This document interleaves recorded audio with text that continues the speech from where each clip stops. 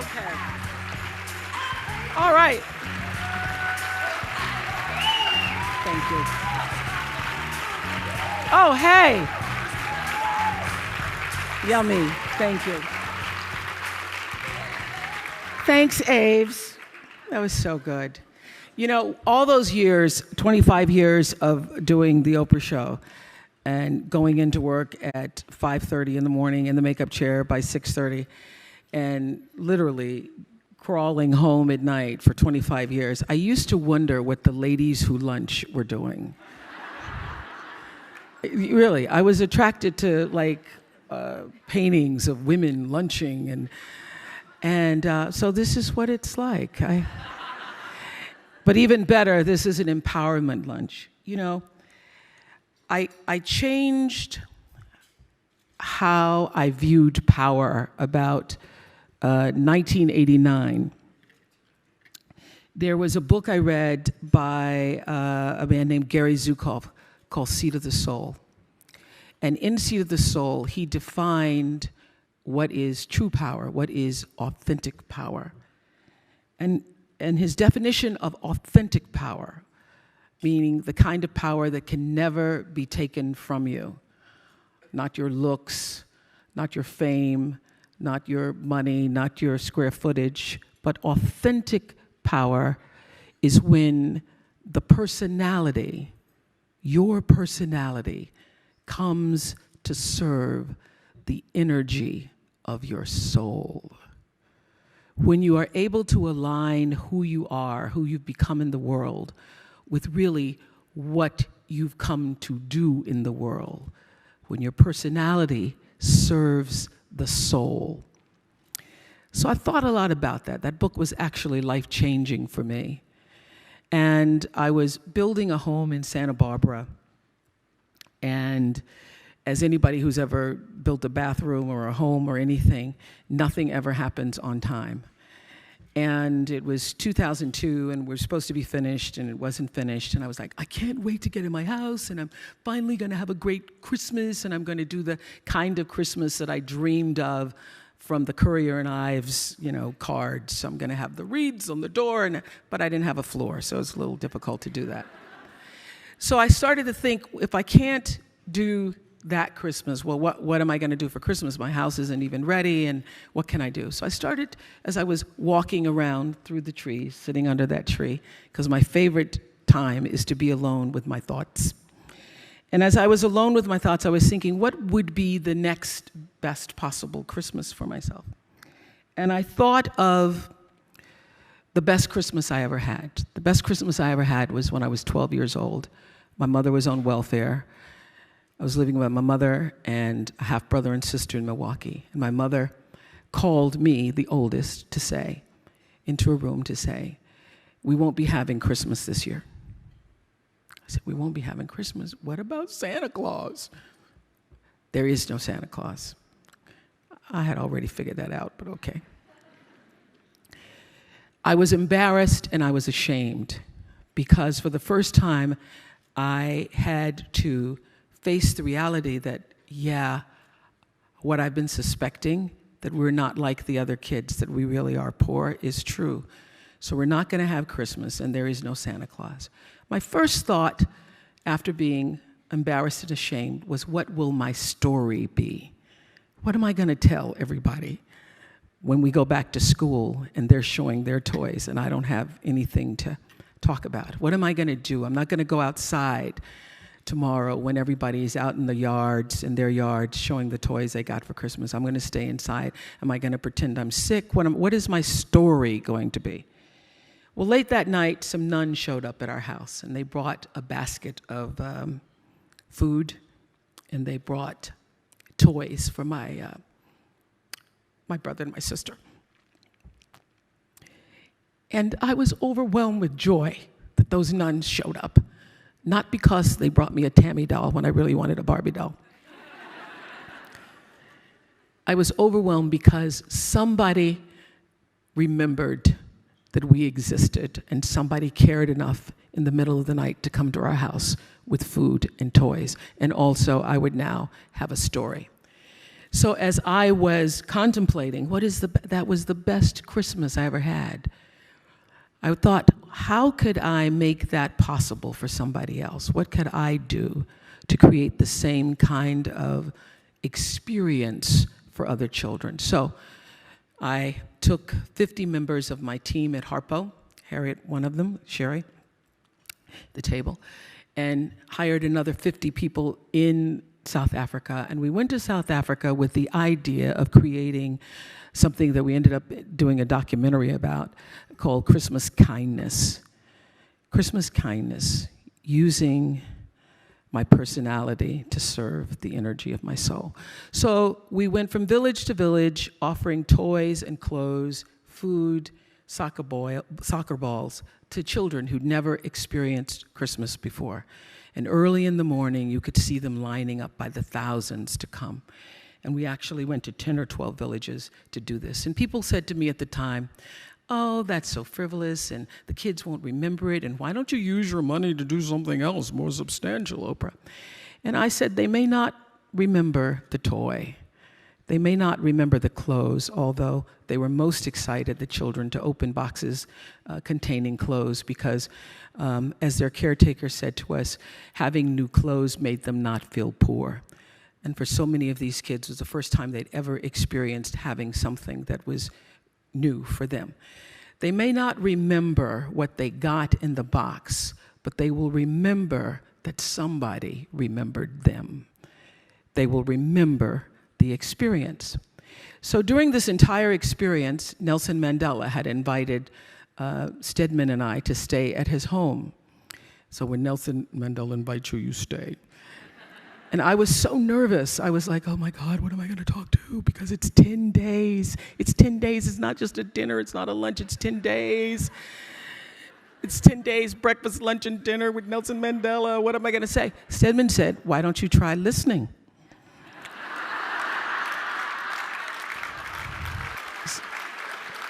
So I did. I had 29 meals with Nelson Mandela.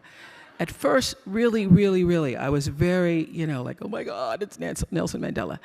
And by the third or fourth day, he and I would sit together in his living room, sharing the paper at the end of the day, talking about events in the world. And one of the things we came to talk about the most was the power of education to overcome poverty. So in one of those lucid moments, I said to him, well, I've always wanted to build a school. He said, you want to build a school? Oprah, you want to build a school? So he got up and made a phone call to the Minister of Education. I wasn't planning on building it then. But all right. The Minister of Education comes over later in the day and we start the process of building a school. The reason why I wanted to build a school, because I tried different things, because I always knew, even before I could articulate, that my personality needs to serve my soul. I always knew that to whom much is given, as the Bible says, much is expected. Much is not just expected, much is required. So from the first time I came to Chicago and started to make more money than I needed to actually pay my bills, I reached out and was going to form a sister group trying to help young girls in the project. And I discovered I wasn't able to do what I really needed to change the trajectory of those girls' lives, because every girl that we would take out of the project and spend time with on the weekends, my producers and I, they would have to go back home into the same environment. And it was impossible to just change the way they saw themselves in the world. So by trial and error, I knew that in order to literally change the way a girl sees herself, I would need enough time to spend with her, to be able to hire the right kind of teachers, the right kind of administration, to be surrounded by a nurturing environment, to allow that girl to change the way she felt about herself and saw herself in the world. So the idea of creating a boarding school that was surrounded by beauty, the kind of school that I would want to go to. And I tell you, when I first sat down with the architects and said, I want to build a great school for leaders that will change the lives of women, and they will be able to break the cycle of poverty for themselves and their families forever and become a part of the real and true new and free South Africa. Well, the architect said to me, well, these are poor girls. These girls. I said, well, where are the closets? Where's the space? Where's the drama? Where's the theater? And they said, well, these are poor girls. These girls really don't come from families with clothes, and a lot of them have lost their families. And I said, but they will have clothes, and they will be able to do drama, and they will be able to excel beyond anybody's dreams. And that is exactly what has happened 5 years later.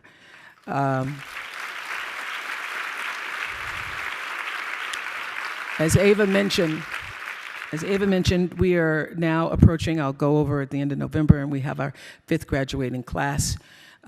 This coming June, I'll have 43 girls graduating in South Africa. I have 7 in the United States graduating. I have 20 girls in the United States. One of them, Sade, is here today. Stand up, Sade. Say hi.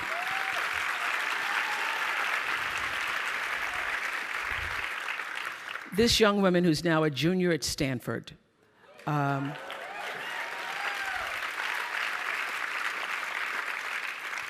I met when she was 12 years old, and I did the interview and said, tell me why you want to come. Do you want to come to this school? And she says, I really want to come. I really, really want to come. A dozen reallys.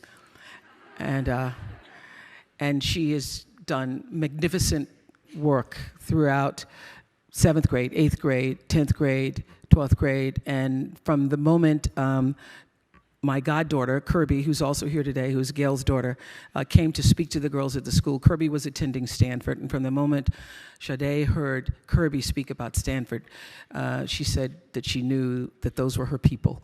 And so when we went to Stanford and looked at the campus, she said, Mamo, these are my peeps, these are my peeps. So this is what I know, that being here today and hearing from Susan and Gwyneth and Selma and Rebecca and Jim and Anna and all of us, it's a really good thing. But I have always known this about celebrity. The real power of being somebody that somebody knows, and I really think that the only difference between being famous and not is that more people know your name. So the only difference between understanding that is understanding that what Selma has done, what Susan has done, what Anna has done, Rebecca has done, what Jim has done, what I've done, you too can do. Because true philanthropy comes from living from the heart of yourself and giving what you have been given.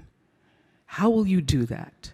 How will you use your personality, the energy of your personality, to serve that which is your soul's calling? I know this for sure. Any life, no matter how fantastic it is, how glorious it seems, how much attention you receive, how much square footage you have, any life and every life is enhanced by the sharing and the giving and the opening up of the heart space. Your life gets better when you can find a way to share it with someone else. So what we've done, you can do. The real empowerment comes when every person leaves this room and makes a decision. Maybe that decision is that you will write a check and support some of the wonderful organizations you've heard here today. But the true decision is, how will you use yourself? How will you use everything that you have been given to serve that which is greater than yourself? How will you use that to become truly, authentically empowered? Now, it is a beautiful thing to receive an award and to be on the cover of Variety. Thank you very much. It's a beautiful thing. But the true reward is in the lives that you are able to touch and the people who you know you have impacted. My beloved mentor, teacher, friend, mother, Maya Angelou passed away last year. And I remember when I opened the school, I was so happy that finally it happened. We got it done and got through all the bureaucracy and all the stuff that it takes to build a school from the ground up. And I said to Maya, oh my God, Maya, this is my legacy. And Maya said, you have no idea. You have no idea what your legacy is. Your legacy is every life you have touched. Your legacy is every person you have met whose influence was felt by you. Every single person. So she said, it's every person who's ever watched a show and decided that they were going to go back to school, or watched a show and decided that I'm going to leave my husband. I'm going to no longer be a victim of abuse. Every person who watched a show and said, I am a victim of abuse, and because I saw this, I now can stand up for myself. Every person who gained a voice because of you. You have no idea what your legacy is. Your legacy is every life that you touch. And so, as you leave here today, the decision is, whose lives will that be? How will you use yourself in such a way that your impact and your legacy will live beyond the doing? So the great reward for me is knowing that what I'm doing and how I've done it and how I choose to live in the space that I call God, how in God I move and breathe and have my being, and I try to move from the center of that, is able to literally touch the lives of other people. I said to the girls when they first came to the school, we found them in villages and we found them in townships. We went out, some kids were having school in a boxcar on a railroad track and some under a tree. And I said to the girls, the trajectory of your life is about to change. And I only ask one thing of you, is that you give as much of yourself as I and this school is willing to give to you. And Becky Sykes, who's the head of our foundation and spends so much, stand up, Becky, spends so much time with the girls, can vouch for this. And so this is the true reward. I just wanted to share this with you. One of my, Sade is here because she's the only one of the 20 girls who are in school in the United States, in school from, their girls range from Brown, Mount Holyoke, Wellesley, Johnson C. Smith, Spelman, Colorado, Oregon, Stanford. She's the only one who had Fridays off. So I said, everybody, not getting out of class to come to Variety, no. But June of this year, so the girls are out in the world. We've done this thing that Susan was talking about, touching the lives of girls. And when you change a girl's life, you don't just change a girl's life. You change the community's life. You change a family's life. Because what girls do is they take it back home. They take it to their families. They take it to their communities. So my girls are all over the country in internships and working and doing multiple things during the summer months. And one of my daughters, I call them my daughters, Avukile, who's at Colorado College, was working and went back to Cape Town to work in Cape Town this summer. And she'd always wanted to be a doctor, had planned to major in medicine, and this summer made the decision that she was going to switch to public health. So when they leave, I always say, just let me know, just send a text. You don't even have to say you arrived, just send an emoji. Emoji, hello, I'm here. But she wrote me this amazing letter that will be something I treasure forever. I just wanted to share a bit of it with you today. She wrote this on June 11th, after having arrived in Cape Town and being in a house with all of these students from different parts of the world. She writes, this is a girl who we found who would have had a very different life. But she writes, the other day we were all sitting around table and began to have a heated, passionate, respectful, and compassionate, and most important, fulfilling discussion about what we want our own country and our nation to be, what we should be doing as the youth of this country to make it better. For the first time, I really believe I have hope for a better future. We talked about what male privilege means, what white privilege means, and the chains of victimization. Oh my mamo. It was challenging, yet so insightful. It felt good to know that I could share my opinion with a group of only guys and know that if my opinion was disagreed upon, it was solely because of the quality of my opinion and not because I'm a girl. I'm finding myself being able to let go and be me without fear of what the next person thinks. When I think I can go deep with someone, I do, and most of the time it turns out that person was also seeking the same thing. I'm learning, I'm making mistakes, I'm laughing, I'm deciding, I'm asking, and I'm questioning, and I'm also growing. And I have to tell you, I am filled with gratitude, so much gratitude that I can see the sights that I can see and meet the people I have met and continued to be favored by God. That's the true reward. Thank you.